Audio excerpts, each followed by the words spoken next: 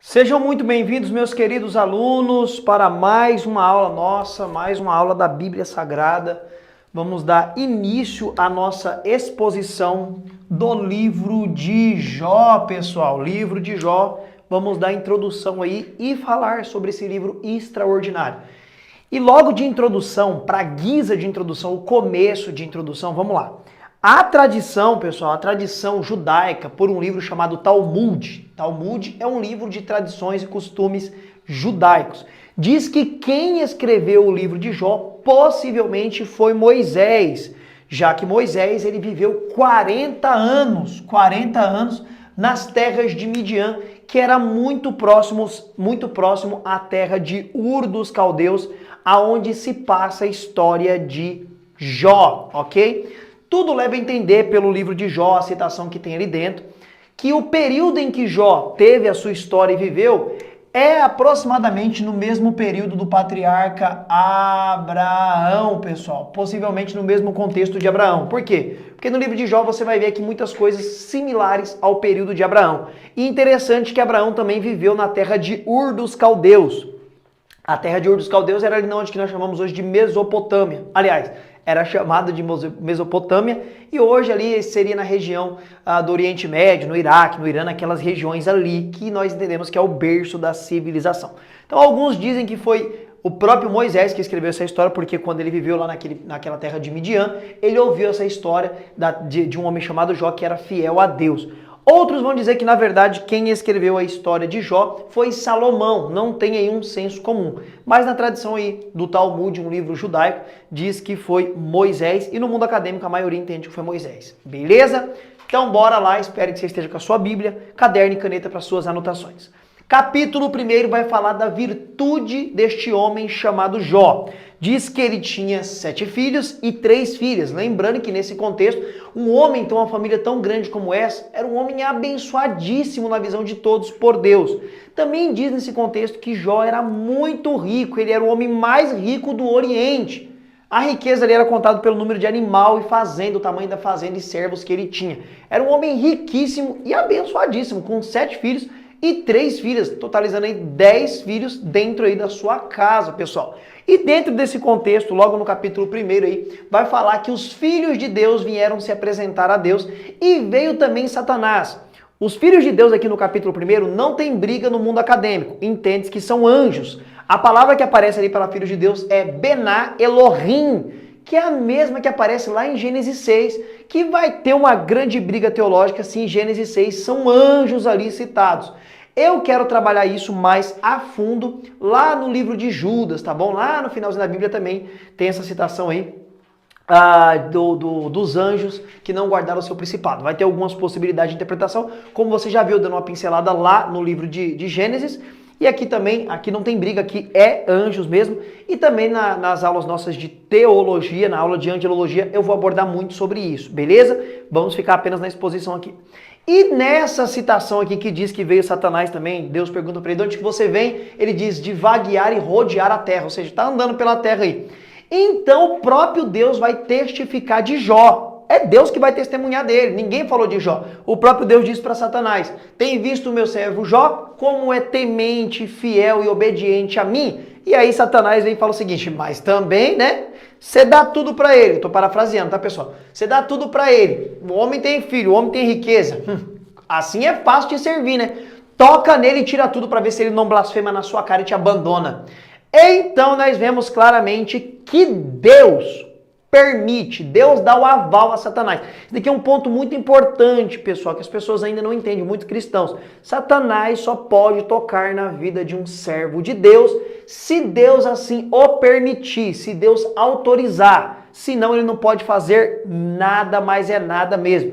E Satanás, então, agora, debaixo de uma autoridade de Deus, ele vai e toca em Jó. Começa a tocar ali na vida de Jó. E no mesmo dia, Jó, ele recebe a notícia que os filhos deles estão reunidos, festejando, e de repente vem lá um vendaval, um vento, derruba a casa e morrem todos os filhos. Morre todos em um dia, só você perder 10 filhos, pessoal. E na mesma hora chega alguns empregados de Jó e diz que vieram homens e roubaram seu rebanho. Então, além dele perder a sua maior riqueza, que é a sua família, os seus filhos, ele também perde todos os seus animais e assim não sendo mais esse homem tão rico como ele era. Tudo isso em um único dia, pessoal. E mesmo assim ele não blasfemou, ele não voltou atrás, né? Ele não lançou palavras ao vento contra Deus, ele permaneceu ainda fiel. Ele diz aquela frase clássica: nu eu saí do ventre da minha mãe, nu para lá eu voltarei. Satanás ainda não estando satisfeito porque Jó não havia blasfemado contra Deus, ele diz: tudo bem, tranquilo Deus, toca agora na carne dele. Traz enfermidade para ele. Quero ver se ele não vai blasfemar na sua cara. Então Deus permite que Satanás vai até Jó, toque na carne dele para que ele fique doente, mas que ele não morra. E aí muitas pessoas devem estar se perguntando, mas por que Deus está fazendo isso, gente? Será que Deus é masoquista? Deus quer ver o sofrimento do homem? Não é isso, pessoal. Deus, ele prova às vezes a nossa fé para saber onde está o nosso coração. Isso aqui Deus prova. Veja que Deus está tirando tudo de Jó. Tirando família, tirando riqueza e tirando até a saúde. Para ver aonde realmente estava ali a fé de Jó e o coração de Jó. Pessoal, isso aqui é muito importante, tá bom?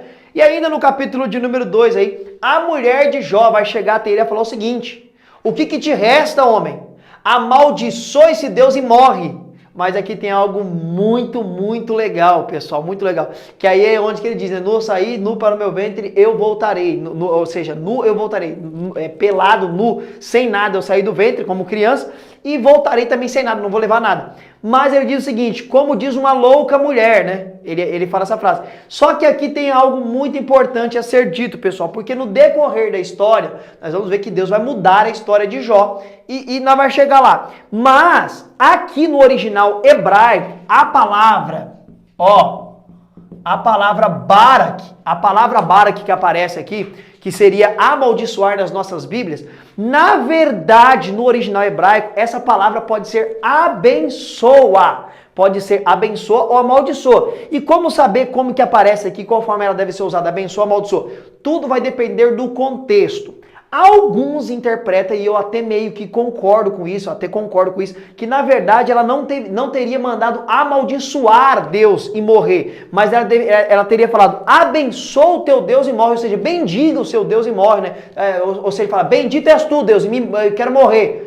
Mas aí alguns falam o seguinte, não, aqui é amaldiçoa. Por quê? Porque Jó diz para ela, como diz uma louca mulher. E aí tem uma possibilidade de interpretação. Aqueles que entendem que ela falou abençoa, vai falar que Jó falou assim, você é louca, mulher. Por quê? Porque ele não queria se entregar à morte, né? Ele não queria morrer, ela está mandando ele morrer, se entrega à morte. Joga os pontos e morre. Porque diz o texto que Jó, quando ficou enfermo, que Satanás tocou nele, ele se coçava suas feridas com um pedaço de telha, pessoal, de tão grave que ficou a situação de Jó, de tão doente que ele ficou. Miserável, sem dinheiro, perdeu os filhos, agora com enfermidade se coçando. A mulher falou o seguinte, morre, para de lutar, desiste da vida, morre. E aí ele diz, né, como diz uma louca mulher. Então quem entende que ela falou, abençoa o teu Deus e morre, diz que Jó falou isso para ela, porque ele não queria se entregar à morte. Mas aqueles que entendem que ela disse amaldiçoa mesmo o seu Deus, ele falou assim, você tá louca? Como eu vou amaldiçoar o Todo-Poderoso? Então tem essas duas interpretações. E depois nós vamos ver mais pra frente o porquê que alguns entendem que ela falou abençoa e não amaldiçoa, tá? Ainda no capítulo de número 2, 3 amigos, ou inimigo, nós vamos ver ao longo do livro, né? De Jó se apresenta a ele quando fica sabendo da situação dele. Então vem esses 3 amigos, né? Um é Elifaz, o outro é Bildade e o outro é Zofar. Esses 3 amigos se apresentam e ficam observando Jó de longe, vendo agora Jó como um mendigo, pessoal, se coçando, enfermo, adoentado, numa situação lastimável. E no capítulo de número 3, Jó lamenta e amaldiçoa o seu nascimento. Se Jó cometeu um erro dentro deste livro, seria amaldiçoar o dia que ele nasceu, ou seja, ele maldito seja o dia que eu nasci, ou seja, eu não queria nascer. E aqui é curioso que nós vamos ver algumas coisas que acontecem na vida de Jó e no livro de Jó, que refletem até hoje em nossas vidas cristãs. Veja o que eu estou te falando. Então no capítulo 3 ele vai amaldiçoar o seu nascimento. Chega nos dias de dificuldade, de tribulações que nós enfrentamos no nosso dia a dia, nós ficamos tristes, pessoal, e angustiados porque nós somos homens. E chegamos às vezes a falar, por que eu nasci se é para sofrer tanto assim, né? mas calma aí que tudo tem um propósito maior de Deus. Talvez nós não consigamos entender agora, mas entenderemos no futuro, tá bom? E aí no capítulo 4 ao capítulo 5 começa os amigos de Jó fazer o quê? Por isso que eu disse, será que são amigos mesmo esses três aqui? O que eles começam a fazer? Do capítulo 4 ao capítulo 5, agora até o final do livro, o que vai acontecer? Ele repreende a Jó. Eles começam a repreender e a brigar com Jó. Ele exorta Jó a ser humilde, ou seja, eles estão acusando que Jó está passando por isso porque Jó não era humilde, né? Ah, você era rico, você tinha uma grande família, você era considerado até como um príncipe entre os homens, por ter 10 filhos, 7 homens e 3 mulheres. Imagina quanto neto esse homem não ia ter. A descendência ia ser grande e ainda era rico. Você não era humilde, você precisa ser humilde, Jó. Então tem uma acusação aqui. Ele diz que Jó precisava ser humilde e buscar mais a Deus. Pessoal, olha que curioso. Essa teologia errada que vem desde a época de Jó, das pessoas olhar para um irmão em Cristo, uma irmã que está sofrendo por algum momento, por alguma situação, está sendo provado, porque Jó está sendo provado por Deus. A Bíblia não apresenta que Jó tem pecado, que Jó é contra Deus. Na verdade, no capítulo 1 diz que ele oferecia sacrifício por ele e pela sua família, ou seja, ele era o sacerdote do lar dele. Por isso, muitos entendem que ele é da época de Abraão mesmo, porque Abraão era quem oferecia sacrifício pela sua família a Deus, não tinha nem sacerdote na época. É muito antes de Moisés essa história aqui, então. Então, o que eles estão falando? Ó, você está em pecado, tem erro aí na sua vida, você não está buscando muito a Deus. Começa as acusações quando a pessoa começa a passar por algumas situações de dificuldade. Então, as pessoas amam apontar o dedão e falar, tem pecado aí, ou você não está buscando a Deus direito, né? Acusações infundadas, porque na verdade eles não sabem que Deus está provando a fé de Jó. E na verdade Jó não está em pecado, não está buscando a Deus. Mas começa aqui as grandes acusações. Começa do capítulo 4 ao capítulo 5. Do capítulo 6 ao capítulo 8, Jó vai começar a responder essas acusações que vão vir dos seus amigos. E ele diz o seguinte, né? Ele começa a responder para se justificar. Ele começa a falar, não é bem assim, pessoal. Tipo, você não conhece minha vida, cara. Como é que você sabe o que eu faço, o que eu não faço, se eu busco a Deus, se eu não busco a Deus, se eu sou humilde ou não sou humilde? Então as acusações sempre vêm. Então ele faz angustia por Jó, ele fica angustiado. Eles ficam muito tristes, pessoal, de ver a situação de Jó. Imagina você ter um amigo que está bem, que tem uma família boa, né, que tem uma vida tranquila, uma vida abastecida. De repente você vê essa pessoa na miséria, doente, todo arrebentado. Quem não fica angustiado, pessoal? Qualquer ser humano vai se compadecer. Aparece outro amigo agora, Bildade, e acusa Jó de desafiar a Deus. Ó, a primeira acusação é que você não é humilde. Agora a segunda, você é muito orgulhoso, você até desafia Deus. Você chega a ser tão orgulhoso que você desafia o Todo-Poderoso. Então são acusações infundadas contra Jó, pessoal. E é lamentável isso daqui, porque essa teologia ainda nos persegue, das acusações. Do capítulo 9 ao capítulo de número 11, Jó vai admitir, eu não sou imperfeito. Eu não sou imperfeito. Aliás, eu não sou perfeito, eu sou imperfeito. Eu não sou perfeito, eu sou imperfeito, eu tenho pecado, eu tenho erros, né? Os amigos estão acusando e ele não vai falar assim, não, eu sou top da galáxia, eu não sou assim. Claro, pessoal, nós temos erros e muitos erros, mas tem pessoas, como os amigos de Jó, que começam a acusar sem saber de nada, né? Por deduções, porque tem essa teologia errada. Se a pessoa está passando por dificuldade, está sofrendo porque está em pecado, porque não está buscando a Deus, porque não é humilde, né? Porque se levanta contra Deus, é arrogante, e na verdade não é bem assim que acontece, tá? Então aqui no capítulo 9 ao capítulo 11, Jó vai admitir que ele é imperfeito, a Bildade, e aí aparece outro amigo, agora o terceiro amigo, Zofar, repreende a Jó e aconselha ele a se acertar com Deus e se arrepender. Ou seja, Jó, não vem com essa conversa fiada não, você está em pecado mesmo, você tem pecado aí e não tem, para com tudo e o meu conselho para você, se arrepende, vai. Pede perdão para Deus e busca a Deus. Então são acusações infundadas. É as pessoas que gostam de apontar o dedão e jogar, falar, não, você está errado, você está em pecado, e se arrepende que é melhor. É o que está acontecendo com o nosso querido Jó aqui. No capítulo 12 ao capítulo 14, Jó vai responder a Zofar. E diz que eles estão errados e só Deus sabe de todas as coisas. E ele sim pode falar por Jó. Ou seja, Jó não aguentou mais. É tanta acusação que já fala o seguinte, para com tudo isso daí. Vocês estão tudo errado, vocês não sabem da minha vida, vocês não me conhecem. Só Deus conhece e só Deus pode falar por mim. E ponto final. é uma lapada aqui que Jó vai dar na cara deles, mas eles não vão parar, os acusadores eles são assim. Do capítulo 15 ao capítulo 17, ele vai acusar Jó de presunção e de desrespeito à sabedoria dos antigos. Ou seja, você é muito presunçoso, você não quer dar ouvido para nada, você não aceita conselho, você não aceita aquilo que os antigos falavam que acontecia, por isso que as pessoas sofrem e por isso que você tá assim, você não quer nem aceitar conselho. Nós está te ajudando e você tá falando assim, ah não, eu tô bem, tô tranquilo, só Deus sabe. E isso acontece ou não acontece, pessoal? O livro de Jó parece que é um diagnóstico do que acontece nas igrejas, não só hoje, mas em todo o período do tempo aí, tá? Ainda do 15 ao 17, Jó vai apelar a Deus contra a injustiça, né, dos seus acusadores, né? Ele vai fazer um apelo a Deus, Deus, tem misericórdia de mim aí, porque essas acusações são muito graves. Então, tipo, faz justiça por mim, Deus. Ele vai apelar a Deus, né? Olha aí o que esse povo tá falando de mim, faz justiça, né, Deus? Me justifique perante esses homens. Do capítulo 18 ao capítulo 21 vai ter agora vários discursos, né? Eles já estão discursando contra Jó, mas começa mais discursos. Mais uma vez vai voltar agora a palavra Bildade.